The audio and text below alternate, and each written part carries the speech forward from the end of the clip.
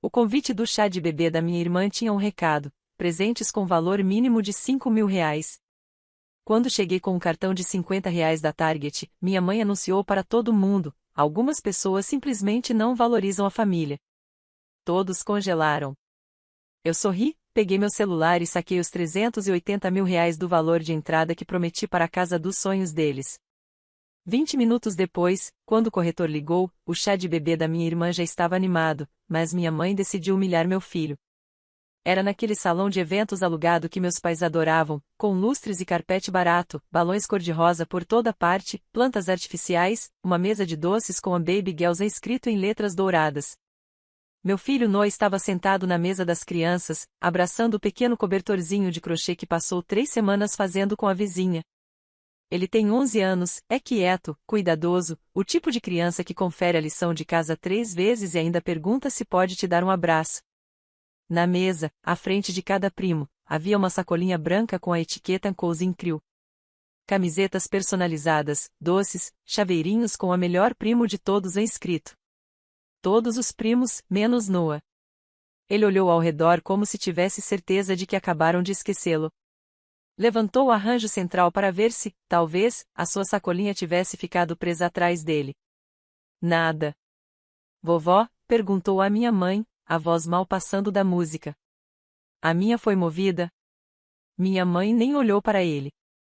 Apenas disse: ah, essas eram só para o verdadeiro Cozy Crew, querido. A gente não achou que você estaria tanto por aqui depois que o bebê nascer. Senti o ar sair do meu peito. O quarto nem ficou em silêncio. As pessoas continuaram conversando. Alguém riu de algo do outro lado da sala, mas eu vi Noah ficar imóvel.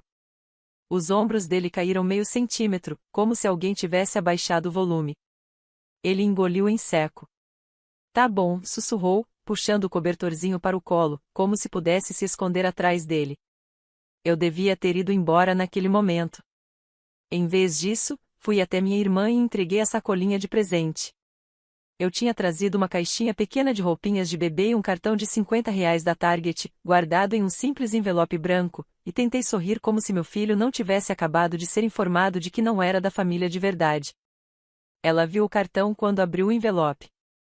Vi isso no rosto dela, primeiro confusão, depois irritação. E então minha mãe, que absolutamente estava esperando por esse momento, pegou sua taça de plástico de champanhe e bateu nela com uma colher. Todos, chamou alto demais. Posso ter sua atenção por um segundo? A sala silenciou. As pessoas se viraram. Meu primo pausou no meio de encher a poncheira. Ela levantou o convite do chá de bebê da minha irmã em uma mão e meu pequeno envelope branco na outra. Quando enviamos isso, disse, com a voz aparentemente doce, colocamos um bilhetinho no final.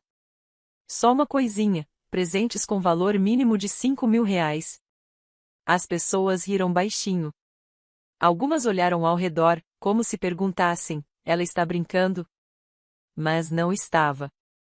Temos uma família muito generosa, continuou. Pessoas que entendem que, quando a família precisa de ajuda, a gente dá um jeito. Então ela olhou diretamente para mim, o envelope entre os dedos como se estivesse sujo. Algumas pessoas simplesmente não valorizam a família. Dessa vez, a sala realmente congelou. Alguém murmurou: uau! Minha tia tossiu. Meu irmão olhou para os próprios sapatos. Noah ouviu. Eu vi as orelhas dele ficarem vermelhas. Ele me olhou como se estivesse tentando descobrir o que tinha feito de errado de novo. Eu sorri.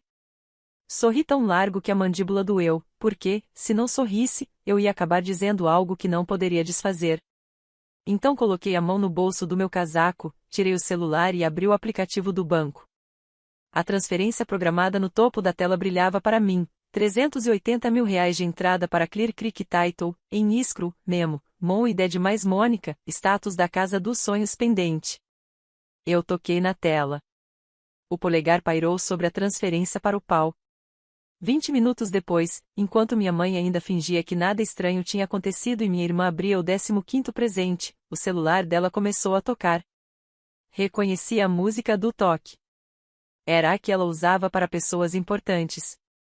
Quando viu o identificador de chamadas, ficou pálida. Por que meu corretor está ligando? murmurou, pegando o telefone e andando rápido em direção à porta. Eu já sabia o motivo. Sou o Daryl. Tenho 41 anos, advogado de litígios em Charlotte, Carolina do Norte. Trabalho muito com assuntos comerciais, contratos, disputas imobiliárias, aquele tipo de trabalho que faz você passar mais tempo em salas de reunião do que em tribunais de verdade. Sou divorciado. Tenho um filho, Noah, de 11 anos, que fica comigo metade da semana em uma tovinhose de tijolos que comprei há 3 anos. Não é nada luxuoso, mas é nossa. Ele ajudou a escolher a cor do quarto, paredes azul acinzentadas, prateleiras que construímos juntos em um fim de semana, com parafusos demais. Meus pais, Linda e Robert, moram a 20 minutos de distância, na mesma casa térrea de 3 quartos que compraram em 1986. Minha irmã mais nova, Mônica, é a filha perfeita. Tem 36 anos, é tipo influenciadora, casada com Ethan, um cara que vende cozinhas de luxo para a área externa e que, de alguma forma, nunca parece ter dinheiro de verdade. Eu sempre fui o responsável. Tradução: aquele com renda estável. Tudo começou pequeno. Um empréstimo de curto prazo de $1.000 quando o caminhão do meu pai quebrou. Depois, paguei um saldo inesperado no cartão de crédito deles, $8.700 e alguns centavos. Quando meu primeiro grande caso foi resolvido, enviei a eles $10.000 para a cozinha. Eles compraram uma TV de 75 polegadas. Quando Mônica se casou, me ligaram chorando, dizendo que não tinham como pagar o salão que ela queria. Já tínhamos contado tudo para todos. Minha mãe disse que seria humilhante se cancelássemos. Então eu transferi $25.000. Quando a fertilização in vitro não funcionou na primeira tentativa, escrevi outro cheque, $15.000. Só não conte para o Noah. Minha mãe disse isso na época, como se fosse confuso para ele saber que o tio Daryl estava ajudando a criar o primo que ele não parava de pedir. Enquanto isso, Noah era apenas tolerado. Eles esqueceram completamente o 5º aniversário dele. Apareceram no dia seguinte com um bolo de posto de gasolina e um cartão que dizia Neto, com o nome do meu sobrinho riscado e o de Noah rabiscado por cima. No Natal, teve o ano em que todos tinham meias combinando na lareira, os filhos da minha irmã, as meninas do meu irmão. Nenhuma meia para o Noah. Minha mãe disse que não conseguiu encontrar uma que combinasse com o conjunto. Eu ficava dizendo a ele, eles te amam. Só estão distraídos. E repetia para mim mesma a mesma coisa. Mais fácil do que admitir que meus pais tratavam meu filho como se ele estivesse em período de teste. 2 anos atrás, meu pai caiu de uma escada enquanto limpava as calhas. Quebrou o quadril. Ele se recuperou, mas o médico me disse discretamente no corredor, ele realmente não deveria subir escadas. Essa casa não é boa para envelhecer. Foi aí que tive a ideia da tal casa dos sonhos. Um lugar maior, com um quarto no térreo para meus pais e espaço suficiente para Mônica e Ethan depois, caso precisassem de algo, em um bairro mais novo, com calçadas e um quintal decente, mais perto da escola do Noah, para que ele pudesse ir de bicicleta. Eu fiz as contas como faria para um cliente. Se eu desse R$380.000 de entrada, eles conseguiriam pagar o restante da hipoteca confortavelmente com a aposentadoria dos meus pais, mais a contribuição que Mônica e Ethan diziam que dariam. Escritura no meu nome, usufruto vitalício para eles. Documentação limpa, para que ninguém fosse prejudicado. Dizia a mim mesmo que era um investimento e também um presente, ao mesmo tempo. Eles choraram quando contei. Minha mãe chamou de nosso milagre. Meu pai realmente me abraçou. Mônica também me abraçou e sussurrou, você é o melhor irmão do mundo. Passamos 3 meses procurando casas com uma corretora chamada Tânia. Cada grupo de mensagens era um novo anúncio. Minha mãe parou de reclamar da cozinha antiga porque estava ocupada demais me enviando fotos de ilhas enormes e dispensas walk-in. O que eles não pararam de fazer foi esquecer meu filho. Levaram todos os netos para Disney World na primavera passada. Eu aceitei a desculpa da custódia naquele momento. É tão difícil, querido, disse minha mãe. Não queríamos complicar as coisas com sua ex. Eu me ofereci para reorganizar minha semana. Me ofereci para pagar a passagem e o quarto do Noah. Mesmo assim, eles foram sem ele. Quando voltaram, deram a ele uma caneca genérica do Mickey e disseram, pensamos em você o tempo todo. Claro. Quando a gravidez da Mônica finalmente deu certo, o grupo de mensagens explodiu. Ultrassons, fotos do enxoval, inspirações para o quarto, enquete sobre o nome do bebê. Não perguntaram o que o Noah achava. Perguntaram aos filhos da minha irmã. Escrevam cartas para o bebê, disse minha mãe a eles, uma noite no jantar, na frente dos primos. Noah estava lá, mastigando o frango devagar demais, esperando a vez dele. Então minha mãe se virou para ele. Ah, querido, você pode assinar uma das cartas deles mesmo. Tudo isso, de alguma forma. Eu engoli seco, porque é o que faço, aparentemente. Eu buferizo. Racionalizo. Digo a mim mesmo coisas como, eles são da velha escola. Vai melhorar quando o bebê nascer. Até que aquele convite estúpido chegou. O convite do chá de bebê apareceu na minha caixa de correio como se fosse um anúncio de casamento. Papel grosso, flores em aquarela rosa clara, o nome da minha irmã em letra dourada cursiva e, no rodapé, em letras menores, um bilhetinho bem arrumadinho, presentes com valor mínimo de R$ 5.000, por favor. Vamos abençoar a bebê como ela merece. Eu realmente dei uma risada ao ler. Primeiro, pensei que era uma piada. Coisa de influenciadora. Então minha mãe ligou. Ela falou casual demais. Você viu o bilhete? Sim, eu disse. Isso é uma piada, né? Silêncio. Dério suspirou, como se eu estivesse sendo deliberadamente lento. Você sabe tudo que Mônica e Ethan passaram com todos aqueles tratamentos o tempo todo. Esse bebê é um milagre. Queremos ter certeza de que ela venha ao mundo bem preparada. Você quer que as pessoas, como? Transferam R$ 5.000 para participar de um chá de bebê? Pessoas que podem. A gente não espera isso de todo mundo, só para mim. Ela nem precisou dizer. E você mandou isso para toda a lista de convidados?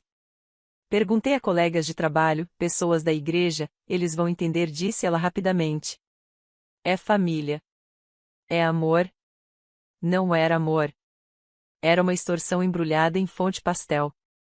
Pensei em dizer não. Cheguei a rascunhar uma mensagem. Eu ia levar algo pensado, mas não participaria de uma cobrança de R$ 5.000. Então imaginei o rosto do Noah se não fossemos. Ele estava carregando a foto do ultrassom na mochila. Chamava o bebê de Bin e falava sobre ler histórias para ela na hora de dormir, quando ela nascesse. Então, fiz um plano diferente. Comprei um monte de body de bebê, um pacote de mamadeiras e um elefante de pelúcia. Presentes normais. Sensatos. Coloquei o cartão da Target no envelope porque eu conhecia aquela sala. Se aparecesse sem nenhum cartão, minha mãe faria questão de que todo mundo soubesse. E disse a mim mesma a mesma mentira de sempre: se eles mostrassem que estavam dispostos a tratar o Noah direito no chá de bebê, você ainda iria em frente com a casa. Se não, não iria. Não contei a eles essa segunda parte. Eles já estavam me punindo pela única vez em que disse não. No ano passado, Ita me pediu para coassinar um empréstimo para expandir o negócio dele. Queria R$ 250.000 para abrir uma segunda loja. Analisei os números e disse a ele calmamente que ele já estava alavancado ao máximo que qualquer credor sensato permitiria. Você é advogado, ele estourou. Você, de todos, deveria saber que papelada não significa tudo. Papelada significa exatamente tudo, eu disse. Esse é o ponto. Ele saiu do meu apartamento revoltado naquela noite. 3 dias depois, minha mãe ligou para me dizer que eu tinha mudado desde o divórcio e que o dinheiro me tinha deixado frio. Desde então, vinham pequenas farpas, comentários irônicos sobre meu carro, meu apartamento, sobre como algumas pessoas esquecem de onde vieram quando entram na carreira corporativa. O chá de bebê foi o auge de tudo isso. Uma sala cheia de pessoas que eles queriam como testemunhas. Uma chance de lembrar a todos que eu era a carteira ambulante e meu filho era um extra.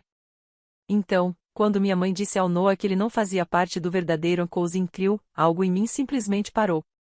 Eu o vi sentado ali, com seu lugar vazio na mesa, enquanto as outras crianças tiravam papel de seda das sacolinhas de presente e gritavam de empolgação com canetas com glitter e camisetas combinando.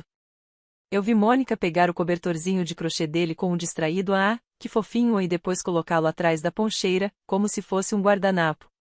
Eu vi minha mãe fazer seu discurso sobre algumas pessoas não valorizarem a família, acenando com aquele cartão de R$ 50 como se fosse um adereço. E finalmente caiu a ficha. Não era sobre o cartão. Não era sobre os 5.000. Nem sequer era sobre a casa. Era sobre o fato de que meus pais estavam perfeitamente confortáveis construindo o futuro deles com o meu dinheiro, deixando absolutamente claro que meu filho nunca seria realmente bem-vindo nesse futuro. Eles queriam a minha conta bancária. Não queriam meu filho.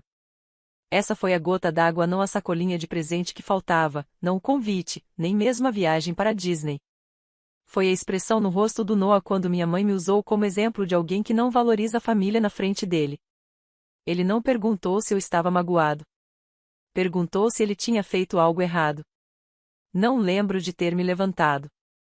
Só lembro de estar de repente no corredor, fora do salão de festas, com o coração disparado e o celular pesado na mão. Pai? A voz do Noah ecoava na minha cabeça. O meu foi movido. Abri o aplicativo do banco. A conta estava listada como a fundo da casa da família. Tinha me custado 6 anos de economia cuidadosa, bônus e dizer não a coisas que eu realmente queria. A transferência programada aparecia ao lado, R$ 380 mil, programados para cair na segunda-feira às 9 horas. Destino, Clear Creek Title and Escrow.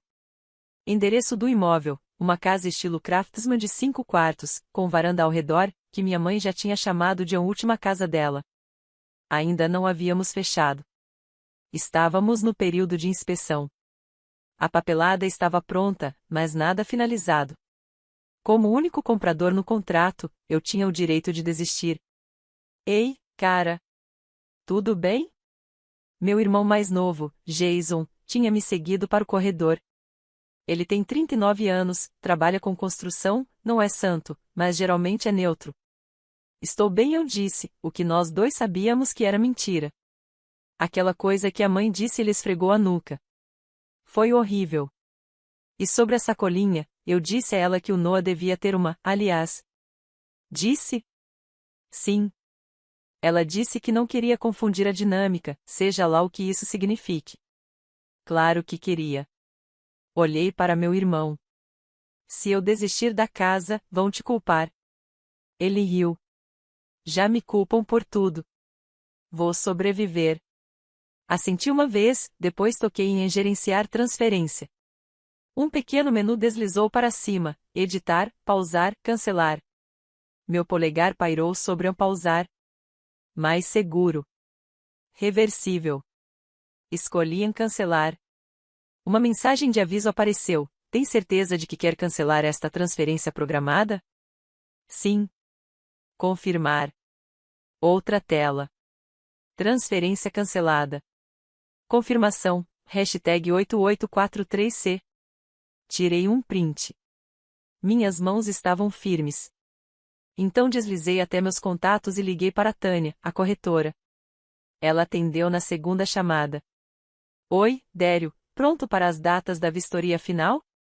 Não exatamente, disse, mantendo a voz calma. Precisamos apertar o pause na 72 Fairway. Silêncio. Pause como? Estou retirando minha oferta, disse.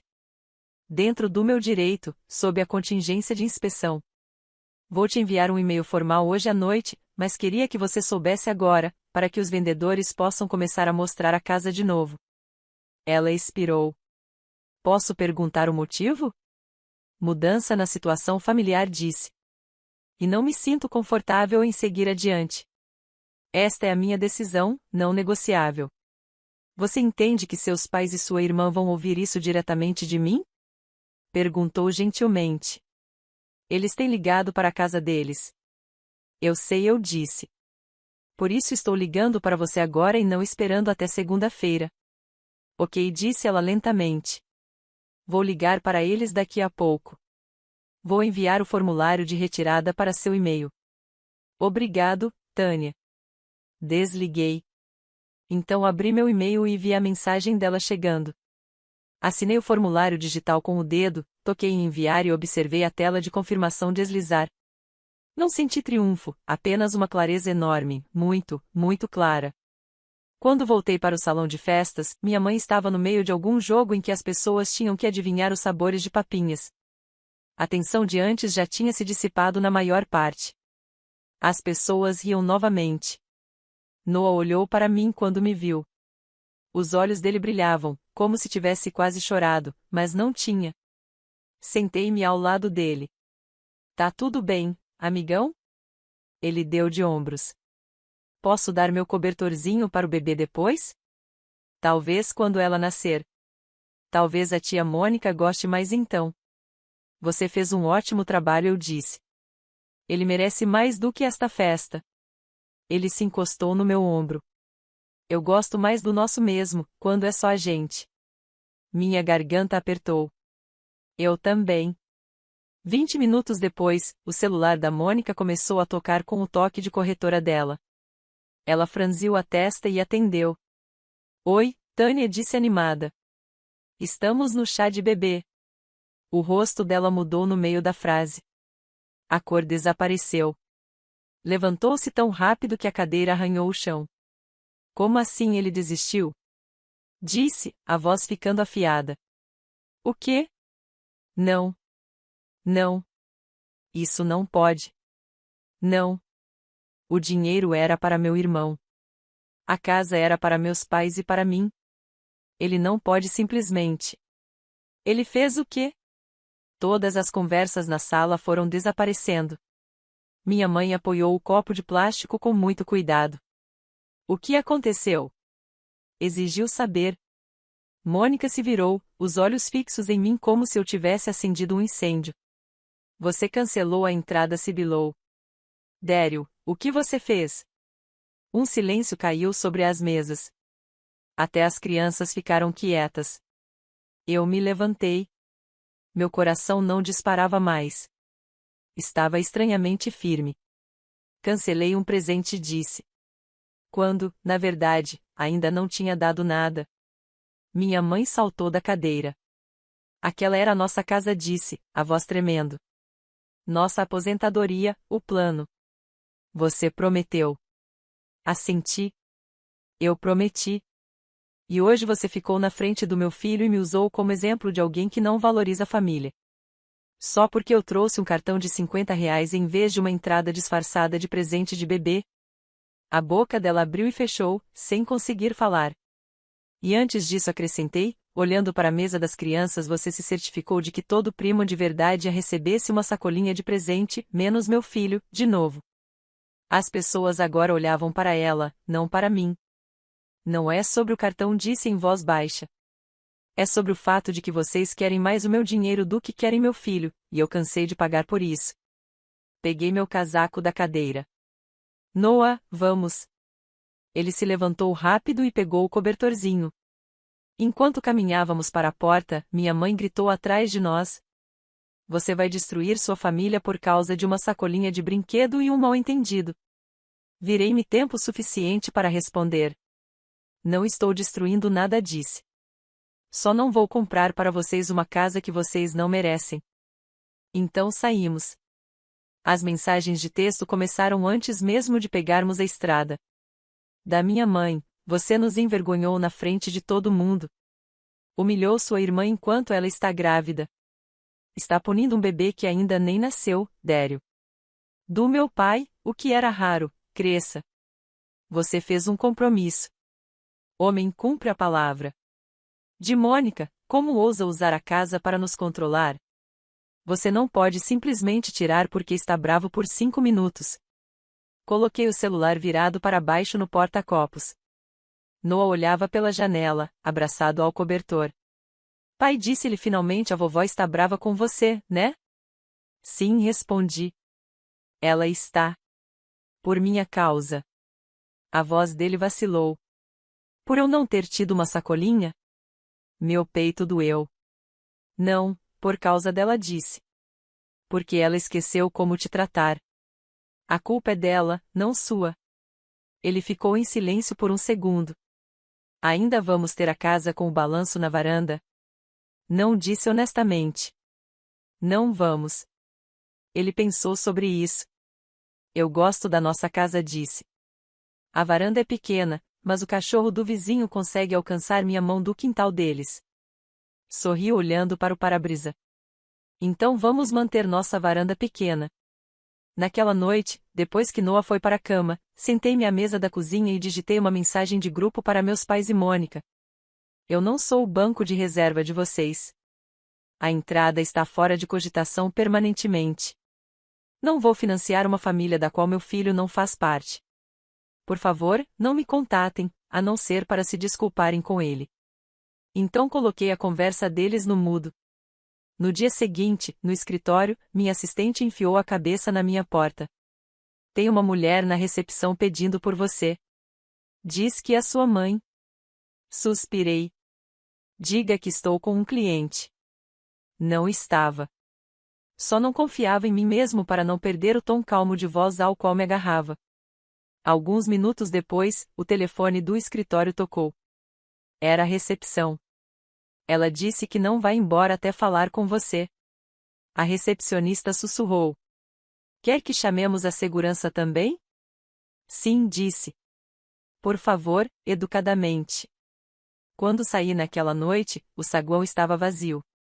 Sem cenas dramáticas. Apenas uma nota no meu e-mail do pessoal da segurança do prédio. A pedido do senhor, a visitante foi solicitada a se retirar e cumpriu a orientação. Em casa, Noah estava à mesa fazendo lição de matemática. Olhou para cima quando entrei. A vovó passou, disse ele. Parei, completou. Ela bateu, disse apontando para a porta. Eu não abri.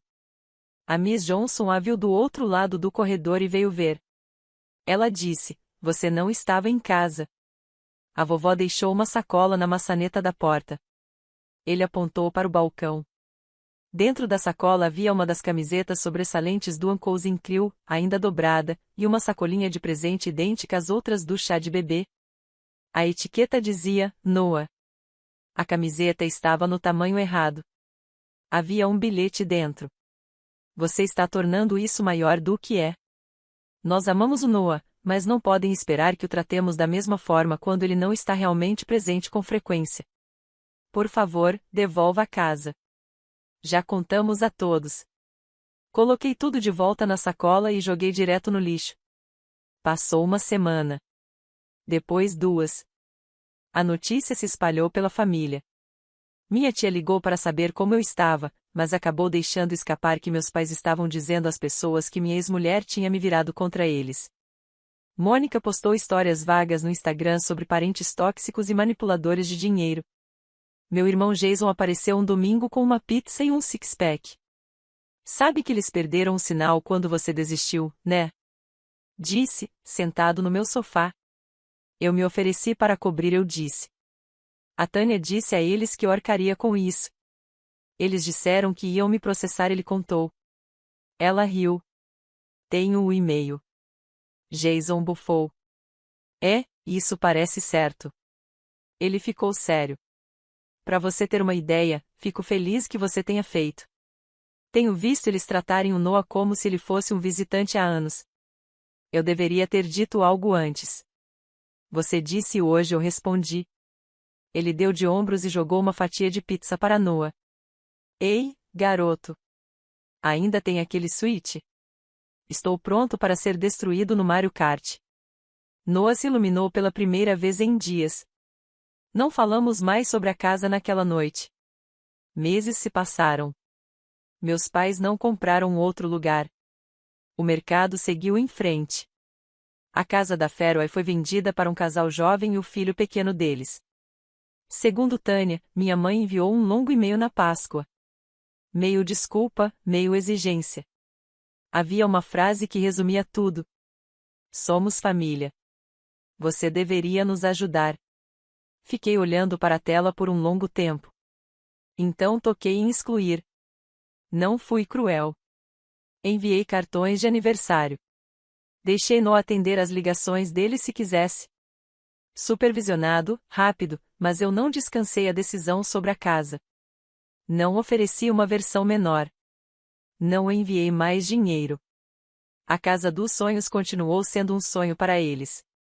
Para nós, algo diferente começou a se formar. No fim de semana, deveríamos ter ajudado eles a se mudar. A data estava circulada no calendário, com um closing escrito na caligrafia da minha mãe. Noah e eu passamos o sábado pintando uma parede de destaque no quarto dele. Ele me convenceu a escolher um azul marinho profundo. Eu estava hesitante, preocupado que ficasse escuro demais, mas depois que secou, ficou ótimo.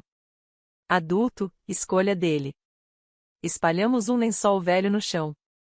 Ele estava com uma das minhas camisetas, mangas passando dos cotovelos. Havia tinta na bochecha, no cabelo, provavelmente atrás da orelha. Você sente falta deles? Ele perguntou, espalhando a tinta com cuidado. Da vovó e do vovô? Pensei sobre isso. Sinto falta de quem eles eram quando eu tinha sua idade, eu disse. Não sinto falta de quem eles estão sendo agora. Ele assentiu, como se isso fizesse sentido. Você sente falta da casa grande? Ele acrescentou. Olhei ao redor do quarto pequeno e bagunçado dele, livros empilhados de lado, construções de Lego em cima da comoda.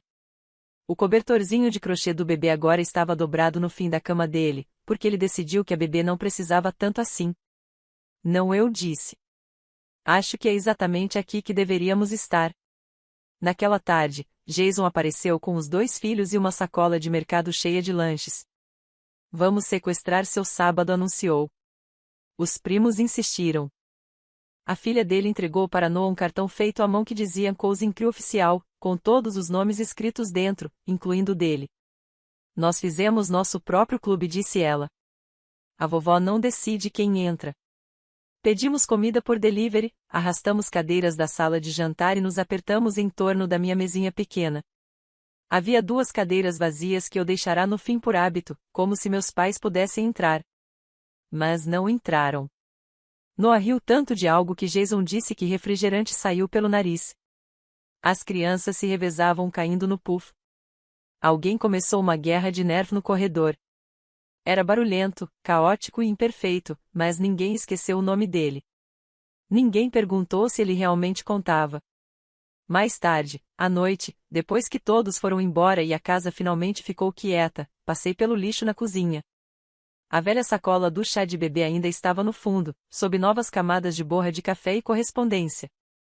Pela primeira vez, não senti uma pontada de culpa. Eles fizeram sua escolha anos atrás, de 100 pequenas maneiras. Eu finalmente fiz a minha. Não posso dar aos meus pais uma casa dos sonhos.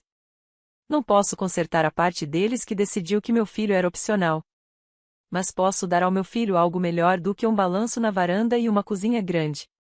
Posso dar a ele uma vida em que ele nunca precise ficar parado em frente a uma mesa procurando seu nome e se perguntando se pertence ali.